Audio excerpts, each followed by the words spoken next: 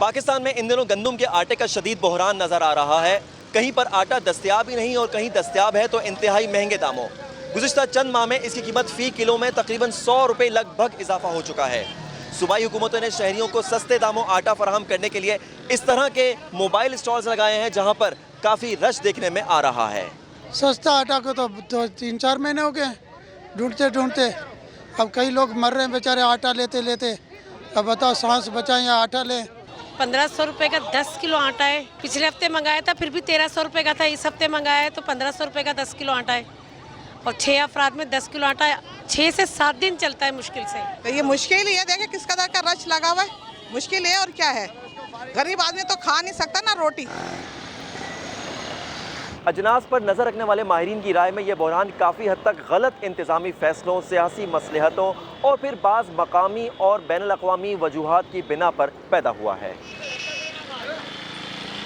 फरवरी के मंथ में जो है यूक्रेन और रशिया का जो है वार का कन्फ्लिक्ट स्टार्ट हुआ, फिर वो चेंज हो गया जंग की सूरत में।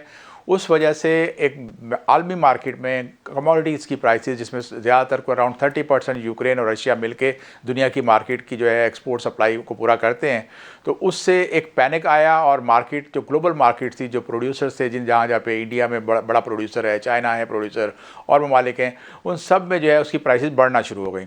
और वो जो वार है उसने इंटरनेशनल मार्केट में जो गंदम को आपकी 290 से $300 के करीब चल रही थी, उसको बढ़ाकर कोई मई में $515 तक पहुंचा दिया था। एक आपकी सप्लाई शॉर्ट की गई फ्लावर मिल्स को, फिर प्राइस हाइक करने के लिए आपने जो है वो ऐसे इकदाम किए जिससे कीमत बढ़ी, और उसका तमाम जो पॉलिसी के जो ये इकदाम थे उसका फ़ायदा जो है उन लोगों को पहुंचा जो ज़ख़ीरा अंदोज़ी करते थे। उसमें आपको पता है हमारे पास बहुत इन्फ्लुएंशियल एग्रेरियन बैकग्राउंड के पॉलिटिशियंस हैं, और यही वजह एक बनी कि इस पॉलिसी की गलती की वजह से आपकी जो वीट की पॉलिसी है उसमें आपने एक तो 4-5% की शॉर्टेज, फिर उसको आपने फर्दर प्राइस को हाइक किया कि ऐलान किया कि 3 मिलियन टन इंपोर्ट करेंगे ऑल टाइम हाई पे। उसके बाद आपने हाई प्राइस पे परचेज़ कर ली, जो आपने गलत फैसला किया।